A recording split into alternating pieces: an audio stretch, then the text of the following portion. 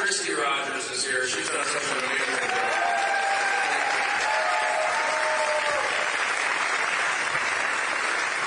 Luckily, we both knew that whole Force family fun thing. 4 generations of military service in her family, including her service in Iraq with the Department of Defense. 4 generations of our service in our family, including our son in the United States Navy. Really important. Thank you.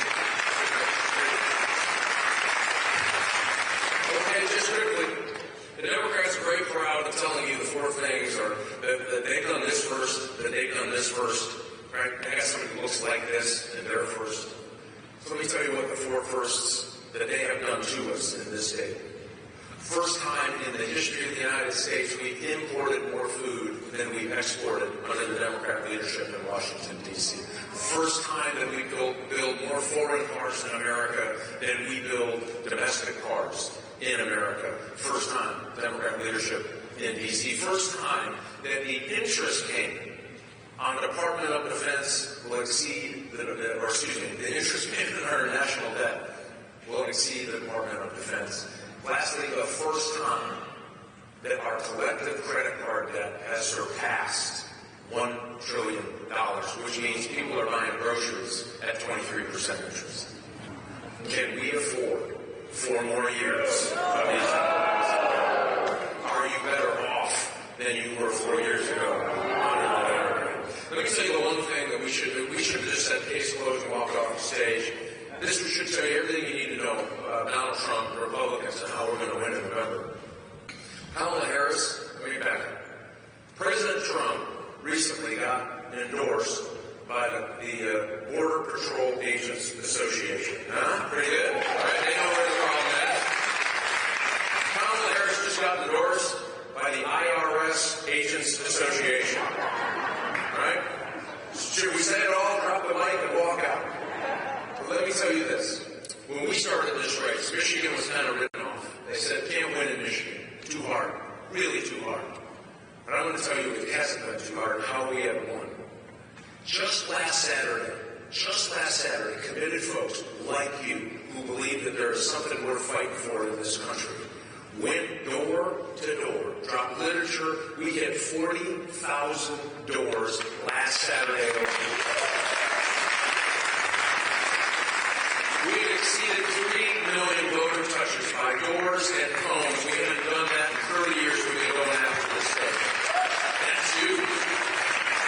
They spent $57 million calling my wife and I everything but by our Christian names. You know how we are tied today. How does that happen? It happens because of you. This isn't my race. This isn't my Senate. This is our race. This is our Senate. This is our country that we're fighting for. Those of us who are up here, we are just temporary office keepers. You are the mainstay of how America maintains its greatness, protects our interests here at home and overseas as well. And it happens because of you. You bet. So you have to do this for me.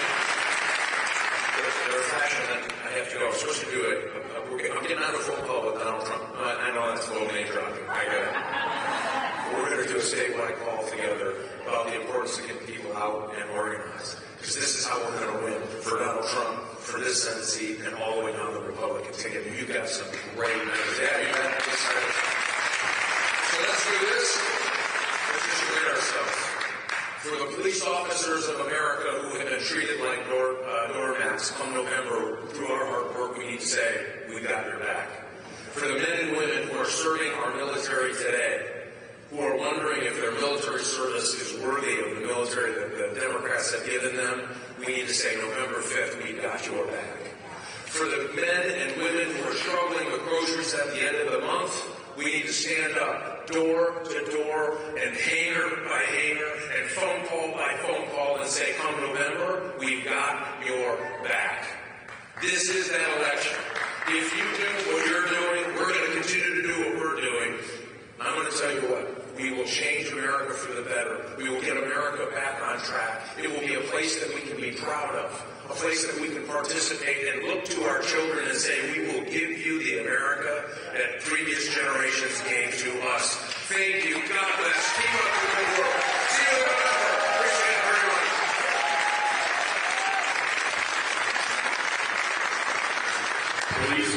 to the stage Tom Barrett, candidate for Michigan's 7th Congressional District.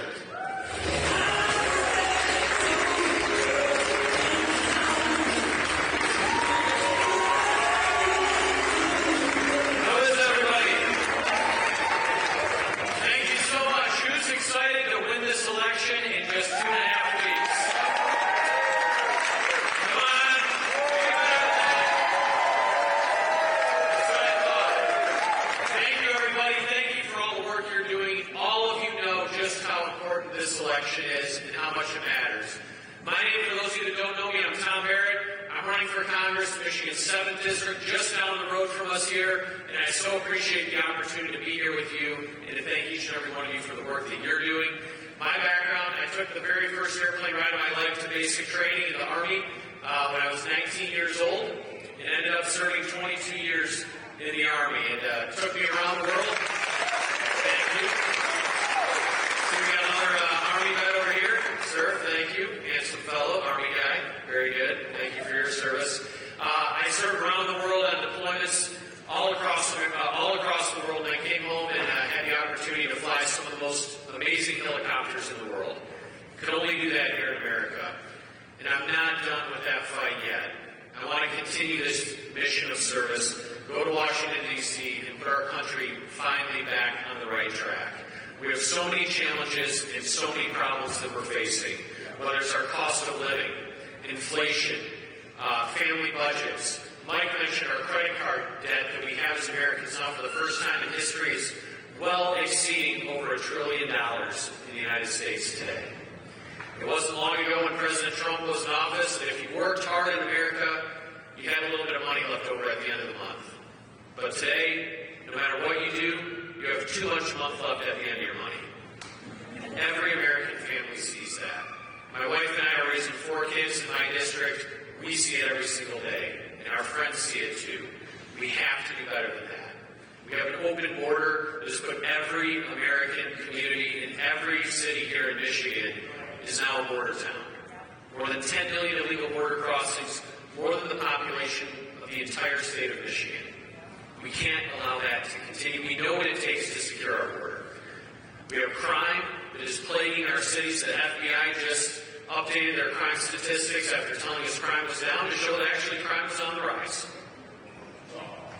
We have national security threats that are growing all over the world and foreign adversaries that are only getting stronger because America's leadership back home is weaker.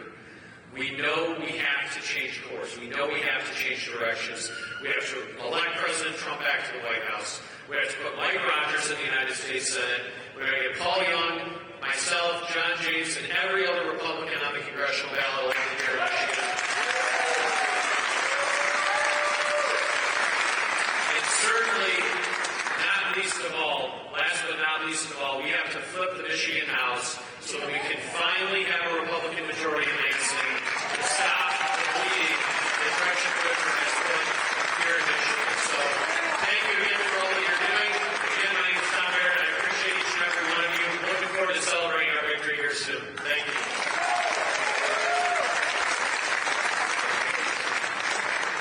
Please welcome to the stage Paul Young, candidate for Michigan's 8th Congressional District.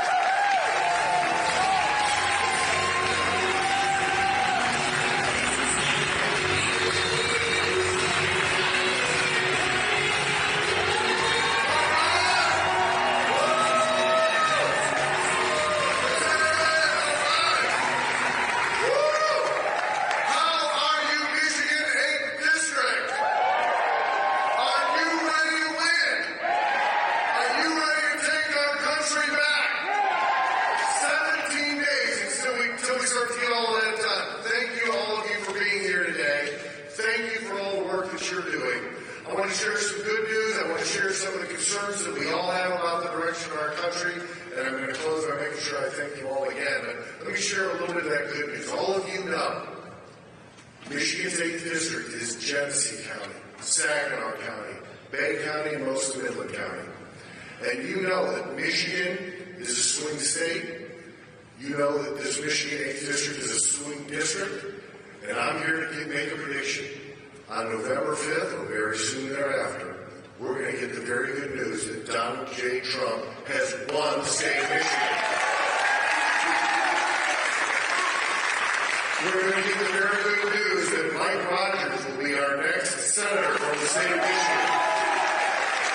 And I am pleased, proud, and humbled to say that we're going to get the good news that Paul Young is your next congressman from the Michigan State District.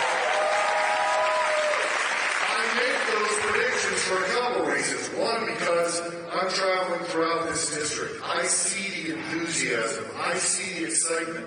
I see the dedication and the hard work. I see it in so many of the volunteers, friends that I see in this audience who I know are working hard, knocking on doors, talking with their neighbors, making sure that if you haven't voted already, if your friends and neighbors haven't voted already, that we're going to get that done, because these are going to be close races. Every vote is going to count, and we are going to have to work hard to get it done. And I can tell by the enthusiasm and the energy in this room that we're going to do that. I also want to thank Speaker Johnson. I want to thank Jim Jordan. I want to thank Donald Trump. I want to thank all of these national Republicans that are showing up here in Michigan's 8th District, because they know this is a battleground district. This is a battleground state. We can win them. We're going to work hard. That enthusiasm allows me to make that prediction that we're going to have victory here in 17 days.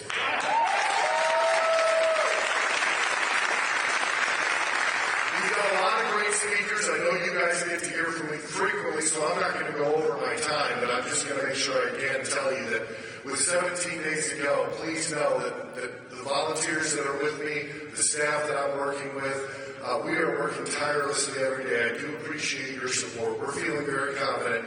I maybe should have shared this. The NRCC in Washington just did a poll that they released yesterday, shows us with the lead for this congressional seat here in Michigan. So that adds to the confidence that I have that we're going to get it done. So, again, thank you. Keep at it. 17 days. We're going to take our country back. God bless you, and thank you.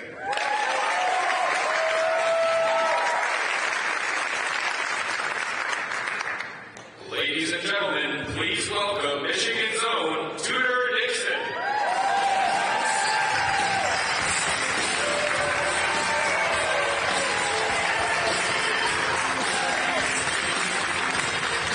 Hello, Freeland, Michigan. Are you ready to re-elect Donald J. Trump? That's great, because it's not just you. I just came from the Trump bus in North Carolina, and they were just as ready. I don't know if they were as loud, though. I said, you guys are not as energetic, and they said, well, we're from the South, so you have to give us a little grace. So we are going to give them a little grace. But when people ask me, and I just want you guys to know, when people ask me, what do you say to folks that are on the edge, that they don't know which way they want to vote? Right now, you have to understand, this is an election between religious liberty and tyranny.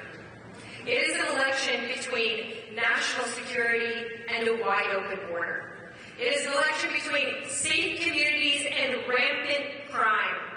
And it is an election between world peace and warmongers. That's what we see in the Democrat Party. And no state knows this better than Michigan right now. I want you to know, I'll tell you a little bit about myself. I have 4 girls, and they go to Christian school, and under Democrats, I'm concerned that won't be available anymore. Because what I have seen in the last week with the disrespect of the Christian and Catholic faith is unbelievable. It is remarkable, actually, that they are so willing to openly mock us. I think you probably all saw Whitmer giving the Dorito. If you look at that, you're like, how did we lose to that?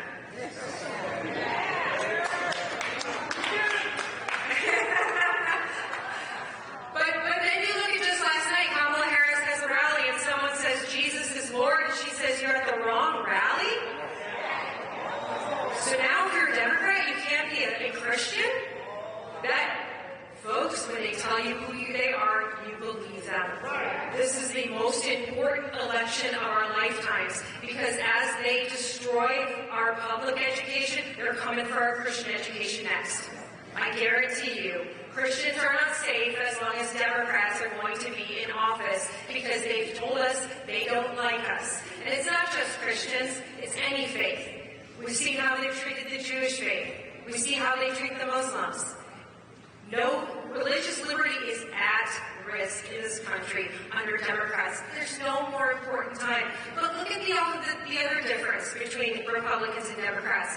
When Donald Trump was in office, he was signing peace treaties. When the Democrats are in office, they're signing bombs. You saw this. Governor Shapiro signing bombs. I know people are like, what? I talked to some Democrats about this, and they said, that can't be. Yes, it happened. We have Democrats that sign bombs that will be dropped on women and children. Women and children are not safe in this country right now. This open border, it overwhelmingly affects women. Overwhelmingly, it is women who are murdered. It is women who are raped. And the Democrats will come out and say to you, well, you know what? Women are going to get raped. I don't accept that. Stop the crime. Stop the crime in this country. They have ads running in this state saying, just so you know, 1 in every 6 women in the United States of America will be raped. I do not believe that the United States of America has to be a dangerous country for women, and we can change that.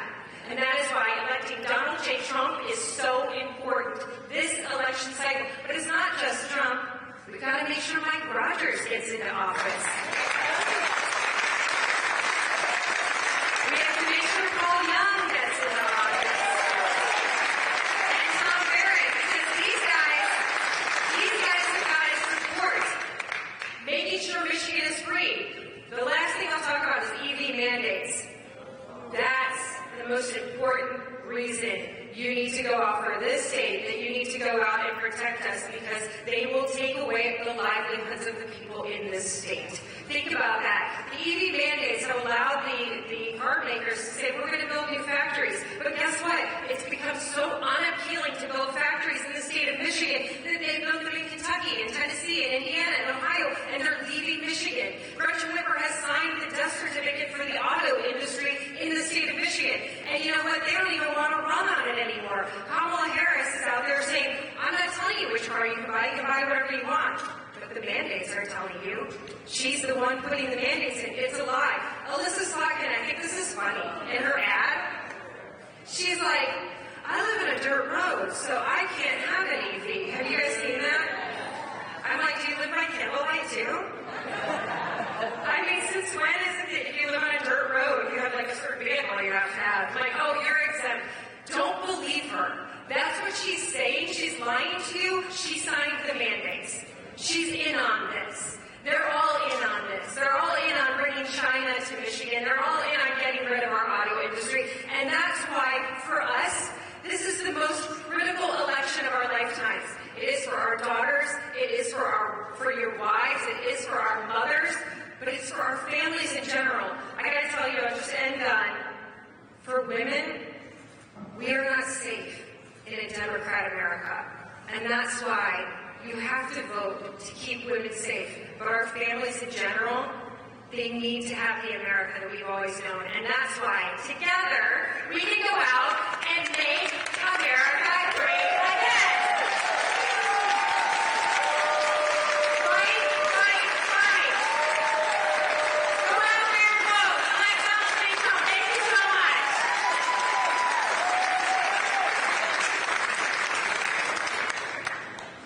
Ladies and gentlemen, please welcome to the stage Congressman for Ohio's 4th Congressional District, Shannon Gordon.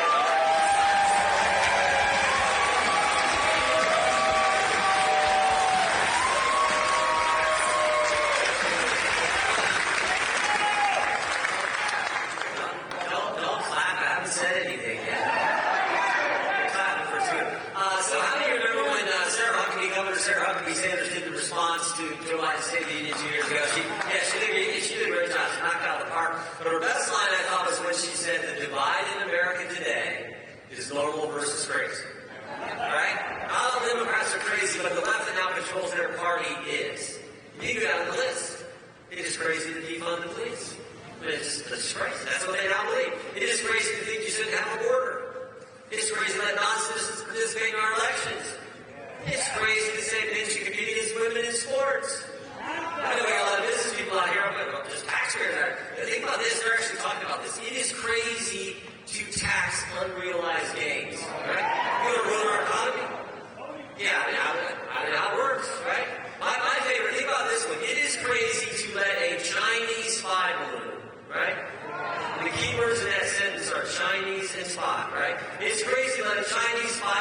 fly clear across the country and then shoot it down. I mean, I think most of us have shot it down before, but I know Trump would have shot it down before it went across the country. But this is today's left. So this election is simply about common sense. I mean, here's the other thing about today's left. They're not only crazy, they are mean. Right? The left has a formula. The left has a template they follow. The left will tell a lie. Big media will report the lie. Big tech will amplify the lie. And then when you tell the truth, they call you a racist. Or they'll call you something else, they'll call you a liar, even though you're telling the truth. Pretty soon your position is proven accurate, but by that point they're on to the next lie. Now here's the good news. Good news is I think we're going to win. You can feel it. You can feel it building. I think we are going to have Mike Rogers as United States Senator from this great state. I think Paul Young and Tom Barrett are going to go to the Congress representing this great state. And maybe most importantly, or definitely most importantly, I think Donald Trump and J.D. Vance are going to be in the White House. Now we did something this election we very seldom get in American. We just don't get in American history, American politics. We get back-to-back administrations now running for the top job. And you can do the direct comparison. 4 years of Trump, 4 years of Biden-Harris. And which was better, right? I think ingenious figured this out. We went from a secure border under Trump to no border under Biden-Harris. We went from safe streets, Tudor was just talking about this, to record crime under Biden-Harris. We went from $2 gas to $4 gas. We went from stable prices to record inflation. And I haven't even got into foreign policy. When Trump was in the White House, you didn't see Russia going into Ukraine.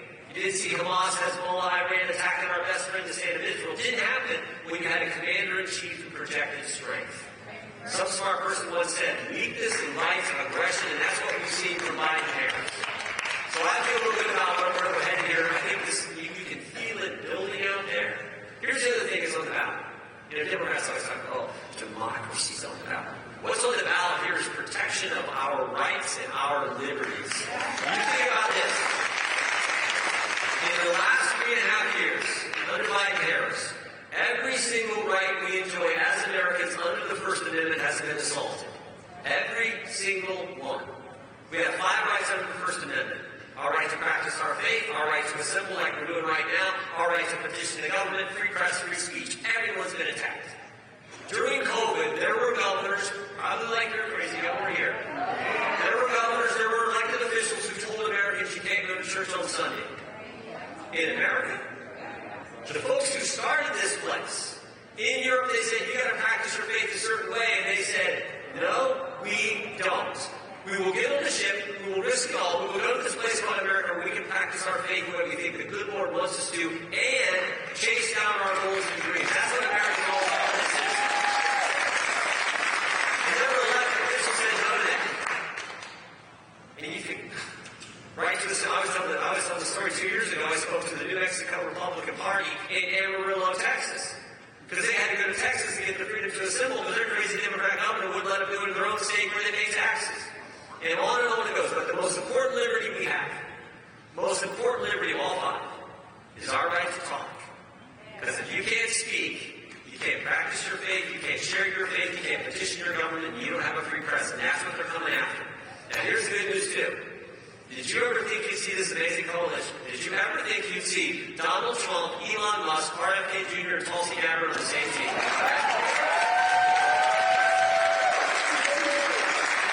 few weeks ago, I called up RFK Jr. to thank him for when he endorsed President Trump. And we started off we just started laughing because I invited him in as a witness last week to our committee over a year ago. I invited him in, Tulsi Gabbard, Taibbi, Shelmer. I invited more Democrats in as a Republican chairman, my chairman. But I invited him because they cared about the First Amendment. And I was telling RFK Jr., I said, when I invited you in, I took some heat for that. What's the story we got to do in inviting a Democrat in running for president? And I said, well, we look like geniuses now that this team's come together. And I told RFK Jr., I said, well, actually, during that hearing, think about this. During that hearing, one of the Democrats on the committee, I think it was Emmy Wasserman-Schultz, made a motion to go to executive session, kick everyone out except members of the committee, so no one in the country could hear what RFK Jr. was going to testify to in a hearing on censorship. Think about it. We're the party of the First Amendment. And I told RFK Jr., said, you said something in that hearing that you also said when you endorsed President Trump, and I've never forgotten. He said, when you look at history, it is never the good guys who are for censorship. It's always the bad guys. We are the party of protecting your, we are the party protecting your liberties, your rights. That's what's on the ballot. That's what I said. Let me just say thank you. Thank you for first. You get involved in politics today, it's a risky business. You're going to get taxed. Not just people put their name on the ballot, you just get involved. God bless you for doing it. You could be watching Michigan get ready to kick Illinois State. Yeah, sure. Ohio State's not playing today, so I'm not going to talk about that. But you're here because you love this country and the principles and what it offers its citizens. So thank you for doing that. Thank you for helping good guys. Paul Young and Tom Barrett are good guys, and they need to be in the United States Congress. In the history of this country, only about 12,000 people have ever had the opportunity to serve in the United States Congress. It is a privilege. It is an honor. These two individuals know that. They are running for the right reasons. They will not, I tell people all the time, we make this job way too complicated. It's pretty darn simple. What you tell the voters you're going to do when you're ready for the job, if they elect you, go do what you said. These guys will do that, as will Mike Rogers as your senator. So thank you for helping them, and thank you for putting some other great guys from your state. We got Tim Walberg here, John Molinar, great guys who remember what they're supposed to do as members of the United States Congress. And then finally, I'm going to just say thank you for helping President Trump. He's a good guy. By the way, speaking of Ohio and Michigan, how about our VP candidate in that debate 2 weeks ago? See that?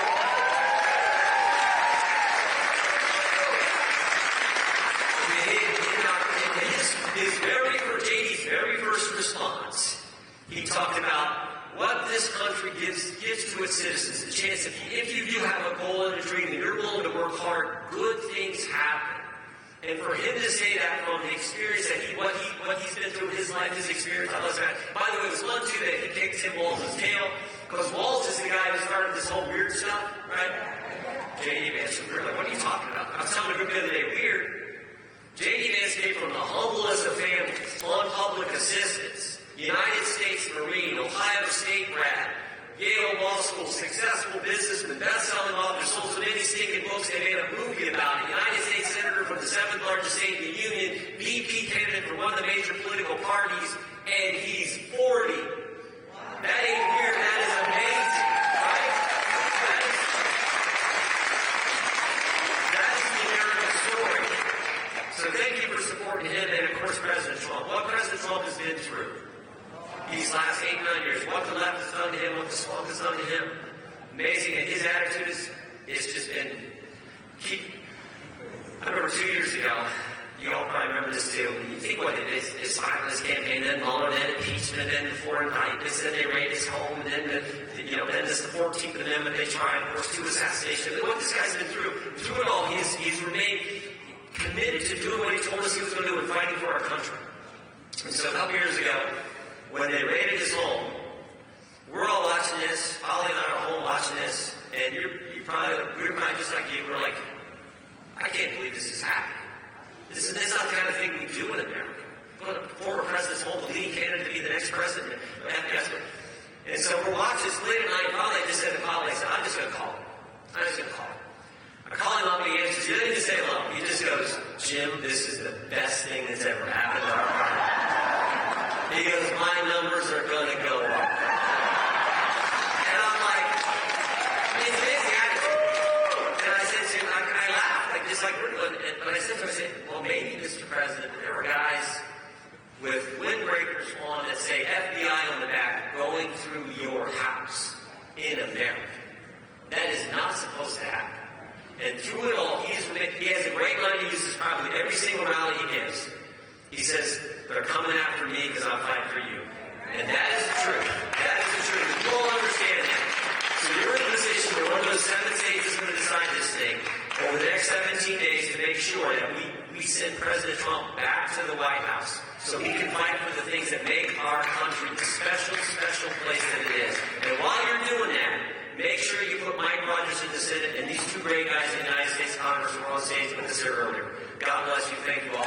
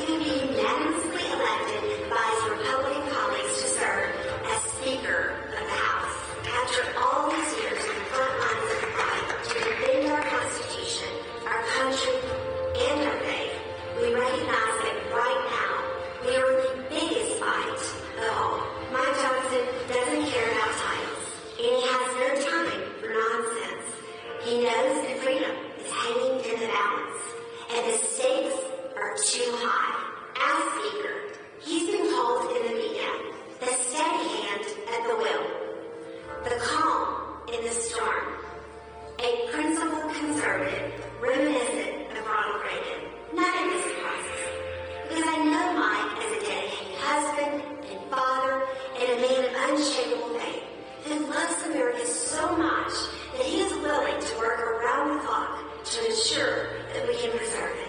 Assuming the role of Speaker has not been easy for him or for our family. But as he says, doing what is right rarely is. In these unprecedented times, Congress needs a leader with the respect to uphold the vision of our founding fathers, the resolve to navigate uncharted waters, and the reverence to fight for a desperately needed American revival. I don't know anyone better for these times than my husband, Speaker of the House, Mike Johnson.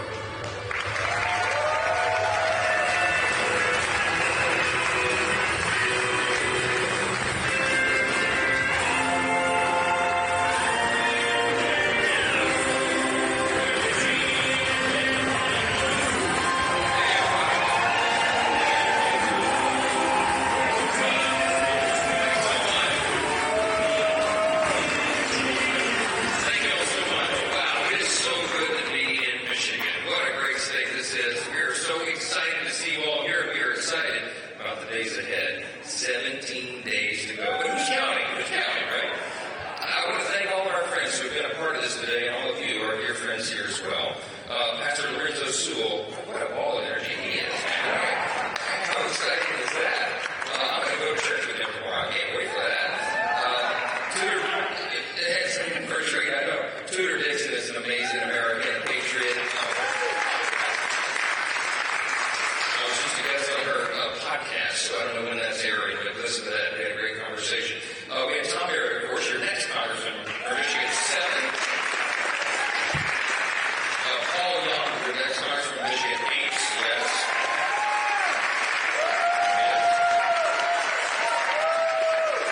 You can't miss that guy. He's a tour de force right there. Senator Mike Rogers, I'm going to go ahead and call him Senator, all right? The great Jim Jordan was on this stage just now. I'm so glad I got to meet him. He's the chairman of our House Judiciary Committee, as you know, and the chairman of our Ways and Means Committee. Jason Smith of Missouri is here as well. Where's Jason? Right there. He's right there. You know, Tim Walberg, of course, he's our great champion for Michigan for many years now. From Illinois 16 district. And the person in our family who was a much better spokesman than me, my wife Kelly, is actually here live.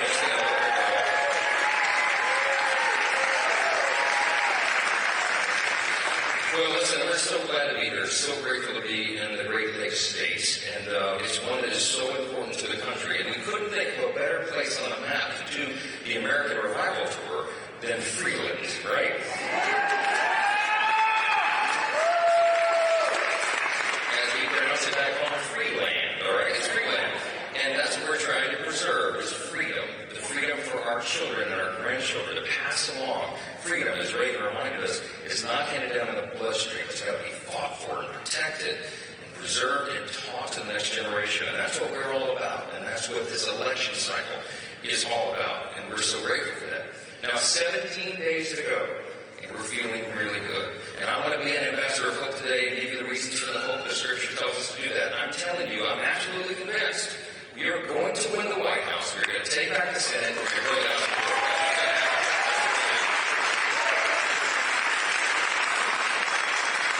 I'm taking out my phone. I'm going to do something for just a second. We've been with President Trump a lot this week. We were with him Wednesday night down in Mar-a-Lago for his last major fundraiser as a candidate. That's right. Because this is his last one. He's going to win. And then he'll be term limited. So it was a big thing. They only raised $26 billion. So much. Not bad. A lot of energy in the place. And then we went with him. I did some events there. And then we went to New York City. I did campaign events with our candidates there that are in the tight races for re-election. They're all going to win. And we wound up at the Al Smith dinner where President Trump did his comedy routine. So I told him, I said, Mr. President, we're getting out on the road. We're going to Nebraska and Iowa and a number of other cities, and we're going to wind up in Michigan, sir. And guess what?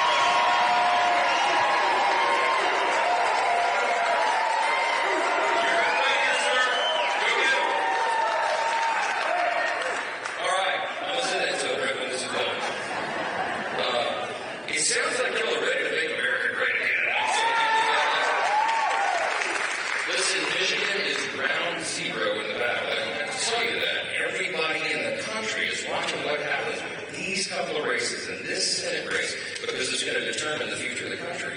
And we have no choice. We got to leave it all on the field right now because everything is at stake. We have a country to save. America is the greatest nation in the history of the world. It's not even close. Our Democrat colleagues don't seem to understand this anymore, but we're the most free, the most secure, the most successful, the most powerful, the most benevolent nation that has ever been in history. And it is not by happenstance. This is we're built on certain foundations. And right now, you and I are trying to preserve and conserve the foundations of the country. The ideas of things like individual freedom and limited government and peace through strength and the principles that have made us the great nation in the history of the world, but they're in jeopardy right now. Because we're in a battle not just between R's and P's anymore.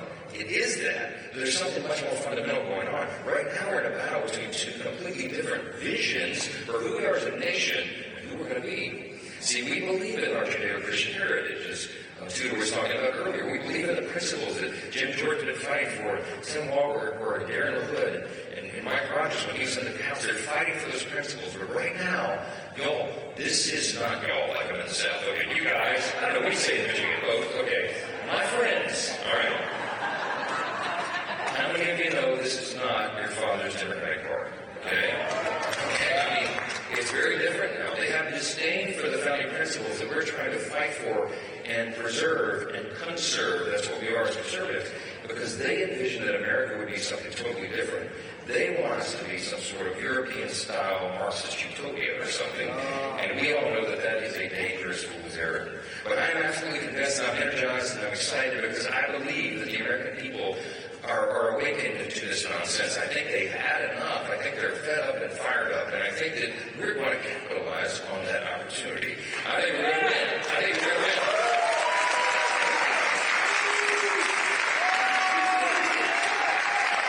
And when we do, we'll be able to restore those foundations. We'll be able to renew the American dream. And we will be able to spark an American revival. And that's what all this is about. Okay?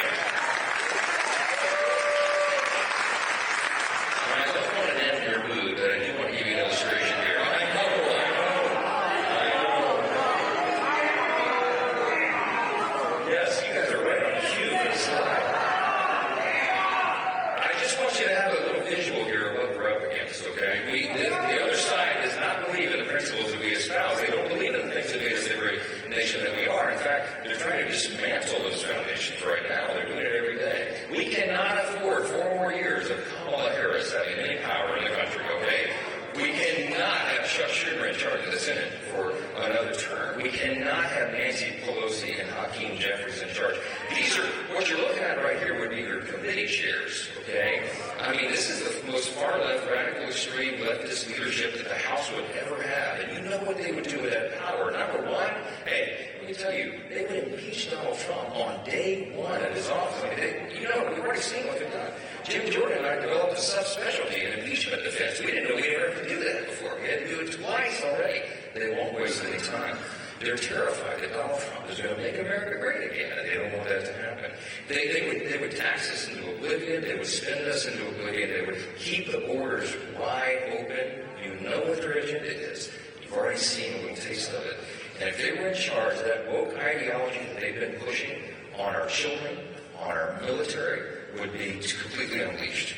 We can't do that. We can't go down that road. We can't have them kneecap American energy production and sell us out to the Green New Deal for any more time at all.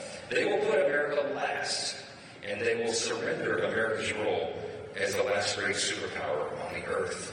We don't want that. We can't do that. This slide is not going to be the reality, my friends. I got news for you. We got better days ahead because we're going to win.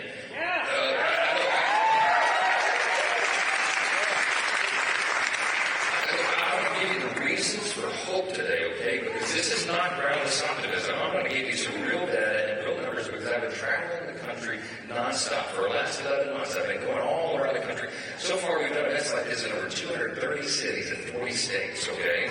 And yeah.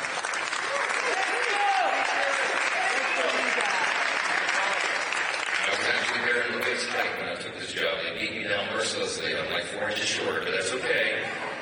We're going to do 65 plus cities in 24 states this month alone. But we're bringing this message everywhere. And I'm telling you, I'm I'm going to the blue states. I'm going to the swing districts. I'm going to places they do not expect us to be or to do well, okay?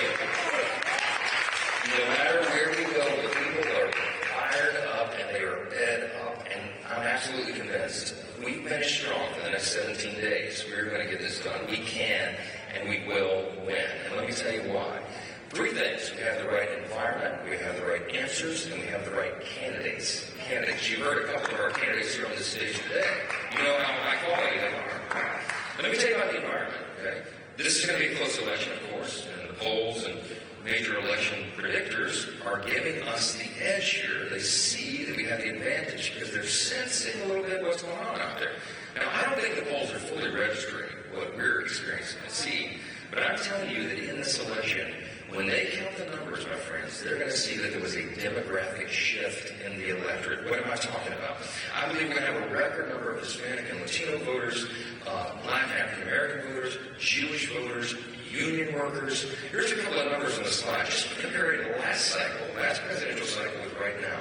On the generic ballot on this date in time, in 2020, when it was Biden v. Trump, they had a 6.8 advantage nationwide in the average polling. Right now, it's D+2.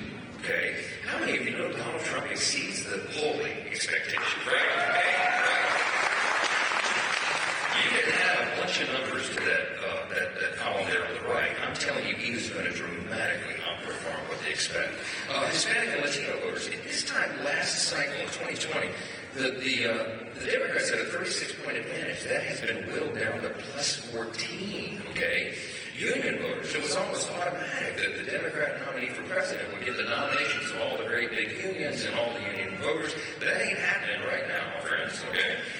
Joe Biden had a 19-point advantage in 2020, and that has been whittled down to Harris +9. You know why the major unions, the International Association of Firefighters, for example, didn't endorse in this race, even though they were the very first one to endorse Joe Biden's candidacy? Because they talked to firefighters. And guess who the firefighters are for? It ain't Kamala Harris, okay? They're for Donald Trump. Union voters, look at this. I mean, it just goes down to where Jewish voters in New York, the Democrats had a 38-point advantage last time, and Trump is currently at +1, okay? That's a major shift in the electorate. Young voters in Michigan, hey, in 2020, Biden had a 24-point advantage, and right now they are dead even, all right? Now, something's happening out there. We're seeing the same trend all across the country, and certainly here in Michigan. New York Times says Trump tied at 48-48 right now. If it's a tie, that means we actually have the advantage, okay? Because that's what's going to happen. How many of you have answered a poll in the last 6 months? Anybody here? Okay, all right. You're in Michigan, and they're hitting you up all the time, I know. When I do this around the country, and I'm in the non-swing states, not many hands go up. And there's a lot of people who are supporting Donald Trump who don't want to talk to pollsters. And I hear this all around the country because they don't want to be targeted. They're afraid that, they're going to get on some list somewhere. Sometimes it's true. So I think absolutely this time around again, crime is the #1 issue in Michigan when you ask on the poll. And they know that Donald Trump is going to be the tough president on crime again. And that's the change they want. When you that puts Trump right now, today, at a 50-47 lead over Kamala Harris in Michigan. Okay? Here's one more poll. We pulled this up this morning. We went to the latest at AARP. Okay, they have Trump at 49-48 over Harris, and they say he's up 11 among Americans aged 50 to 64. So in Michigan, we got to get all of our friends out to vote, okay, because it really matters. The reason people are so fired up is because of the misery of the last 4 years. They've had to endure this crazy America Last agenda that has been haunting the country. People are sick of the skyrocketing cost of living. Let me say that next slide. Look at this. Costs are up over 20% since January of 2020. These are your numbers on groceries and gas and rent. We all know this because everybody experiences it. The average family has had to spend an extra $1,000 every month, $12,000 a year, just to try to stay even with where they were when President Trump was in office. And you look at some of these other issues, the rising crime rate. Look at this next slide. This is the aggravated assaults are up 25%. You see the dramatic increase in violent crime just year over year under Biden. You're comparing 2020 to 2023 in these various categories. We know that this is a terrible scourge on the country, and part of it is because of the open border. Don't get me started on that. We had a weakness on the world stage that has gotten us in the most dangerous moment since World War II. President Trump talks all the time about how we're on the verge of World War III, and he is not exaggerating that. We have hot wars on multiple fronts around the country, and it did not happen under his leadership. Why? Because our allies respected him, and our enemies feared him. They do not fear Joe Biden. The only person on the planet that they fear less than Joe Biden is that one right there, Kamala Harris. Okay, I mean, imagine her as the commander-in-chief of the U.S. Armed Forces in this most dangerous moment. This is a bonfire exercise for the Johnson family. My oldest son is a freshman at the Naval Academy. This matters to the commander-in-chief because it matters to all of us because our freedom is in jeopardy. And nowhere is this lack of leadership, this comedy, more clear than the Boston withdrawal from Afghanistan. We lost 13 brave American service members, and as we stand here today, Kamala Harris and Joe Biden have never said their names. In fact, in the first debate between Biden and Trump, he said there weren't any service members lost on his watch. I mean, he just forgot them. And it's sad, and it's shocking. And our adversaries see that because, as Jim noted earlier, weakness invites aggression. And that's what we have right now. Russia, China, Iran, and North Korea are coordinated together because they see an opportunity. If Kamala Harris were to succeed in that post, we're in trouble. And so are all of our allies all around the world, not the least of which is Israel. We are sickened by this wide open border, and it is such a tragedy. By my count, I think there's about 16 million illegal aliens who have come across that border in the last 4 years alone. And you know who's in that group? Terrorists, foreign nationalists from China, Iran, all over the world. You've got dangerous criminals. Trump's right. They empty out prisons and send the most dangerous people here to our shores, and everybody's jeopardized by it. We've got to do something about this. Fentanyl is the leading cause of death for Americans aged 18 to 49. Trafficking is a scourge. You know that the Biden-Harris administration admitted to losing over 200,000 children into the system who came across the border. They're in sex trafficking rings and all the rest. It is a tragedy. And that's why 93% of the people in this country agree that the border is a serious problem, and they know who's responsible for it. 4 years of open borders and reckless foreign policy and rising crime and skyrocketing cost of living has taken a real toll on the spirit of the American people. And more than 73% now say that our country is headed in the wrong direction. That gives us a really favorable political opportunity. This moment, we have great tailwinds. Our incredible people are just hanging on. I mean, all around the country, I hear these heart-wrenching stories of people who are just barely getting by. Moms and dads having to take on second, third jobs just to put groceries on the table. GoFundMe, this website, which is the crowdsourcing crowdfunding page, they announced 2 weeks ago they had a 40% increase this year over last of people starting new crowdfunding pages just to prevent the repossession of their cars or the eviction of their families from their homes. That's not who we are in America. We can't do this anymore. Everybody knows that. The very people behind all these taxes and regulations are signaling right now that they want to double down on this policy. I mean, you know what Kamala Harris has proposed? The reason she can't talk about her policies is because they're so crazy.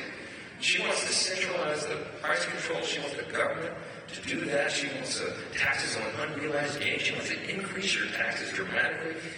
They have plans to have the government more involved in every single aspect of our lives, and that is not what the people are down for. The good news is we're pursuing an American revival, and we have the answers to all the great challenges facing the country. Of course, we know the playbook for economic prosperity because, my friends, we delivered it already. In the first Trump administration, I came to Washington, same time President Trump did in January 2017. Neither of us really knew how Washington really worked and how deep the swamp was. Jim Jordan and Walker in the hood. They tried to warn me. They were good mentors to me. They said, get ready, man. These alligators have sharp teeth, and do they ever? And they went after President Trump, and they tried to beat him. And all the agencies that are in the executive branch of the government were, the deep state was working against him, his own executive agencies. And still, we brought about the greatest economy in the history of the world, not just the U.S. We did.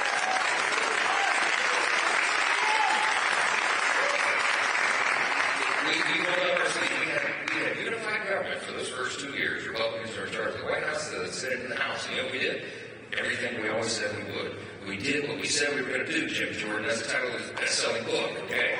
You know what we did? We cut taxes. We cut regulations. I mean, we took a blowtorch to the regulatory state, you know? We got the government out of the way. We allowed the free market to thrive again. We allowed job creators, innovators, risk takers to do what they do, and that's why all boats were rising. Every demographic in the country was doing better. Everyone. Wages were up. The job participation rate was through the roof. We were setting records. We were broadening the pathway of poverty, out of poverty for more people. And then the results were 7 million people got off food stamps. Did you know that? That's right, exactly right.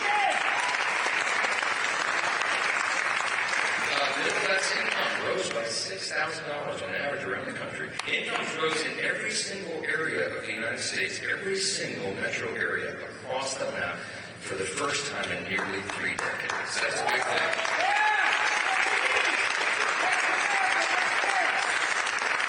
When we did that, when we cut regulations, we cut taxes, we made investment more favorable. The environment for investment for business and growth was more favorable. And so $1.7 trillion of capital came back to the United States from overseas. Manufacturing, which is a big deal in Michigan, was reviving again.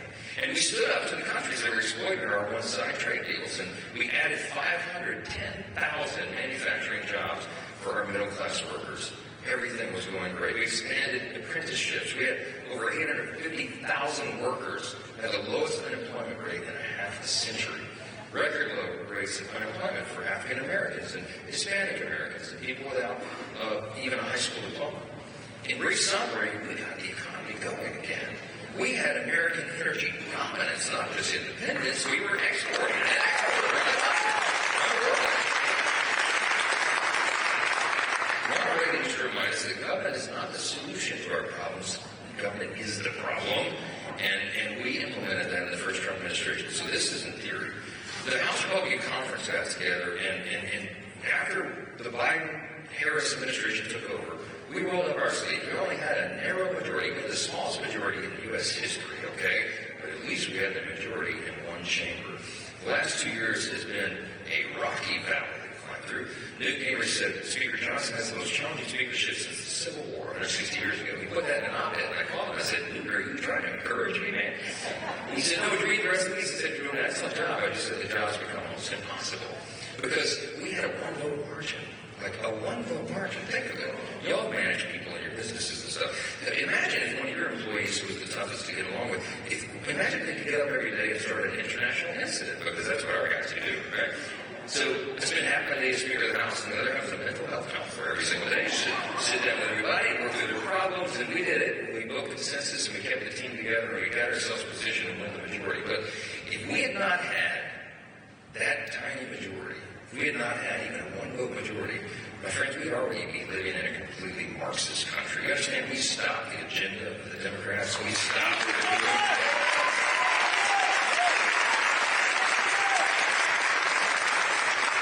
we got a lot of stuff done. Look, we fought to ensure that only U.S. citizens can vote in U.S. elections. Whatever you said.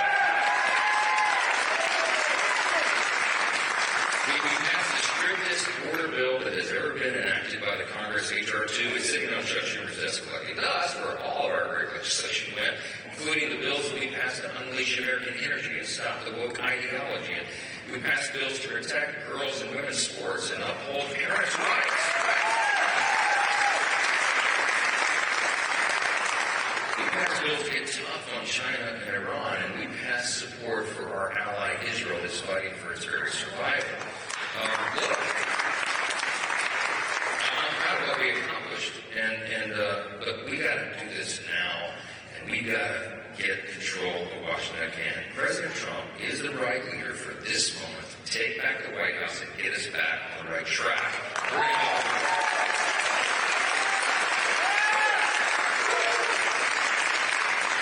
we get Tom and Paul elected to the House, and we re-elect all of our incumbents, and we get the Senate back, and we get Mike Rogers elected to the Senate. We're going to take it back. Trump's going to be in the White House. We're going to have a very aggressive first 100 days agenda. That's right. I told President Trump, as I said to him many times, I said, Mr. President, you can be the most consequential president of the modern era, because, sir, we got to fix everything, you know. Exactly. And he knows and he agrees. And we're going to have a policy agenda-driven playbook that we will implement and we will execute with precision. You're going to have the Senate Republicans working hand in hand with the House Republicans. That's a new innovation as well. They haven't done that in a long time. That's right. And under Republican government, you're going to see this. You know what we're going to do on the very first day? The very first day, right after President Trump is sworn into office, we're going to secure the border. Right?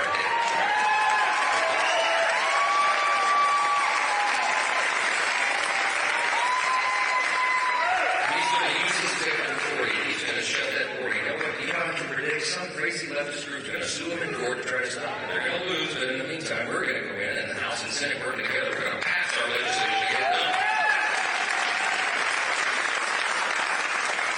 Agenda item number 2, immediately upon our start, as we're getting to the taxes, right? Jason Smith is chair of our Ways and Means Committee. He's one of the experts on this. He's going to quarterback this part of the playbook.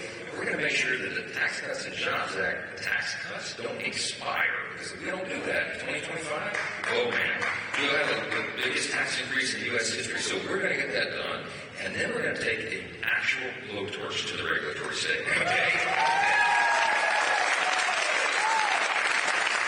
President Trump wants to be very aggressive on this, and we need to. We've got to get the government's boot off the neck of job creators and innovators and risk takers and manufacturers and people who do the hard work. We've got to allow them to thrive again. And you got to cut the red tape, and you got to get through the crazy Green New Deal agenda stuff, get all that off the table, and set their free market on fire again. And we can do that. We know how to do it.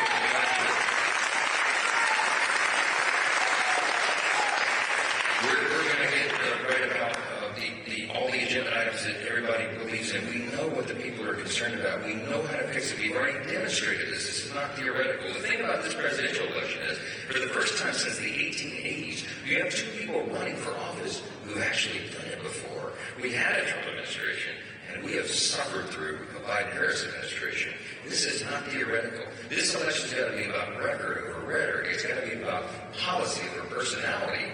The people have to soberly look at the situation and see for themselves that we really are in a battle between 2 completely different visions. And people say all the time, they ask me, Mike, what is it? You call yourself a conservative. What does that mean? Well, I think if you boiled all, if you took a library of conservative thought and principle, if you took everything from the writings of the framers of the Constitution, if you went from Edmund Burke all the way to today, if you took all the Republican platforms, party platforms over the last several decades, and you boiled it down to just a 1/2 page, what do you think it would say? I've done a lot of thought about this. I'm just an early old constitutional law attorney, okay? I think about this stuff a lot. I call it, what I think it boils down to is 7 core principles. I call it 7 core principles of American conservatism. I think it boils down to those things: individual freedom, limited government, the rule of law, peace through strength, fiscal responsibility, free markets, and human dignity. Under each of those things are subcategories, and we could unpack each of them for 90 minutes apiece here. But that's a summary of what we believe in, and I think we have to speak with clarity, conviction, and consistency right now more than we ever have before, because people have lost sight of what has made us the greatest nation. The next generation behind us doesn't know it. In fact, they've been taught something else in many schools around the country. They've been taught that America is some sort of nation that people apologize for, that we're some sort of imperialist, that we're on the bad side of things. They have lost sight of who we are. And so those of us who understand who we are, and understand what we're fighting for, and understand that freedom is not inherited in the bloodstream, we have got to get to work right now more than we have in any previous time in our lifetime. And you understand that. The stakes are so high. This is not just the most important election cycle of the recent, the modern era. It's the most important one, probably one of the most important ones in the history of our republic. We're coming up on 250 years as a nation. That is still a short span of time on the scale of human history. If you're a high school civics student, you think 250 years sounds like an eternity, but we know it's really not. We're still an experiment on the world stage. Ronald Reagan used to say, I paraphrase it, but at the end of his career, his farewell address, he said, they call him a great communicator, but it really wasn't. He said, I was just communicating great things, and they're the same great things that have guided our nation since its founding. Right now, all of us right here, all of us here today, we are the stewards of the great things. It falls to us to do it. Reagan used to remind us also that the leadership of the free world was placed upon the shoulders of America after World War II. We didn't ask for that. But that's the responsibility that we have. And I've talked to our allies and my counterparts, the speakers of the other parliaments and all of our allied nations around the world, and they tell you, a strong America is good for everybody around the world. And freedom is jeopardized when America is weak. We have an opportunity right now. We're at a crossroads. We're on a precipice. Everybody describes it. We're at a pivotal moment. Whatever you want to say it, this is a decision time. And we got to make the right decision. I'm absolutely believe we win this election and we advance our conservative agenda. I am convinced we can bring about a true revival of the American spirit. I believe it, and that's exactly what.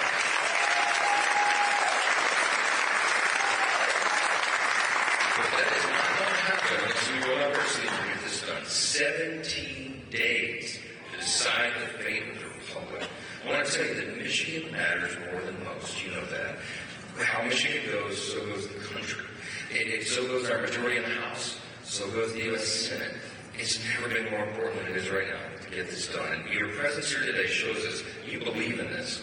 And you believe as we do. And you're willing to sacrifice and serve and use your influence and your resources and your time to get this job done. And I want to tell you how grateful we are. I bring good tidings and gratitude from all the House Republicans and the Senate Republicans and all those of us who are just leaving it all on the field, okay? That's what we're going to do. Listen, VoteHouseGOP.com. Make it easy. VoteHouseGOP.com.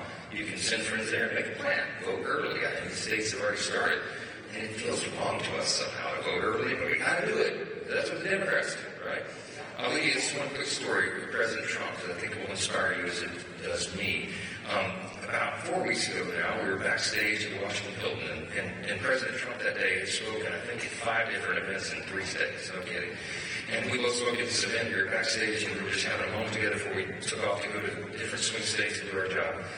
And the staff came in and they tapped him on the shoulder. We'd been meeting 15 or 20 minutes and said, Mr. President, we got to go. The pilots are going to time out, sir. We got to go get on the plane. It's 10:45 at night. Remember, he had a long day. President Trump stands up, buttons his coat. I looked at him and I just thought, he looked freshly airbrushed for the day. Like he was just, it was as if he would just started the day. The man, he has a stamina that's almost super. Now, I can't explain it. Jim Jordan, we can't explain it, okay? He can out-wrestle Jim Jordan right now. He's a little old. I'm serious. And y'all heard this nonsense today that Kamala Harris started yesterday, that he's tired and give me a break. Give me a break. I was at the Sunday shows last weekend, and they were pestering me about why he shouldn't release his medical records. I said, do you need to see medical records? He's on stage every day all around the country. He never stops. Look, just watch the man. Everybody can see it. I don't know if y'all saw the Meet the Press interview, but she pressed me. Here's the number. And she said, don't the American people want to know? Don't you want to know his cholesterol levels? I said, are you listening to yourself? The American people don't care about his cholesterol levels. They care about the cost of living for crying out loud, and the open border, and the weakness of the world stage, and the crime rate. It's the media is going mad, okay? Anyway, so Trump, so the staff comes in and says, you got to go. And he stands up, he buttons his coat. And I said, Mr. President, I saw him just standing there, just so strong and resolute, late in the day. I'm exhausted. We're all exhausted. He's ready to go take another rally or something. It's 10:45 minutes. I said, Mr. President, I just want to say again, look, your stamina is so inspiring to me. It's so inspiring to me. Just your attitude of this, your nonstop can-do attitude, it inspires me. It inspires all of us. And I just want to say thanks on behalf of all my constituents, all the American people. And he unbuttoned his coat. He got real serious. When he sat back down in the chair, he leaned in on his knees and he said, Mike, I'm not going to do it in his voice, okay, because it's in my head. But he said, Mike, we got to keep building. Yes, I know. He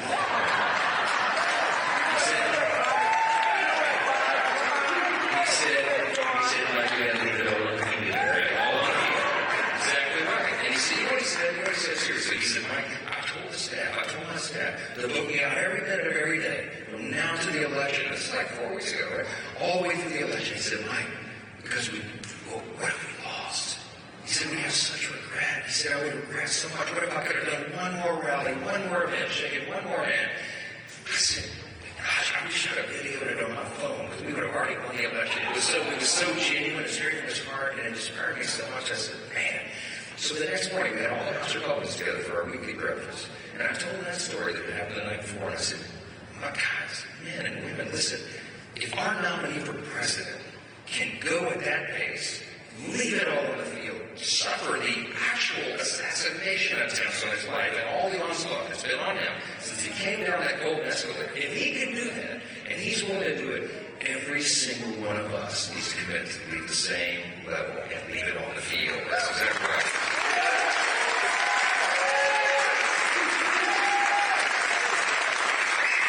And we will do that. Now, speaking of leaving something behind, I just want to do this for you. I found out, I don't know if y'all know this, but Tim Walz is coming to this exact location tonight. Did you know that? He's coming. So I had to stand pick up. Well, I had to stand pick up a few gifts. Okay, we'll bring that out here. I'm going to leave this time for Tim Walz. Okay, a couple things here. We found an actual knucklehead pillow. Okay, this is a gift box. We'll leave behind right here in the hanger. We got a gun that he can actually load, probably. Water gun. Okay. Oh, we got J.D. Vance's memoir.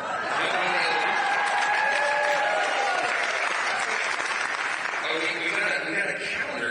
This is a National Parks calendar, but it has the dates and times, and he can't remember where he's been. He can't remember how many times he's been in China. Anyway, but this will help him to be able to keep track of. One more thing. We got him a map of the United States so we can find the southern border, which he's ever been to. Well, just a flag to remind him what country he's in. This is in China. This is the United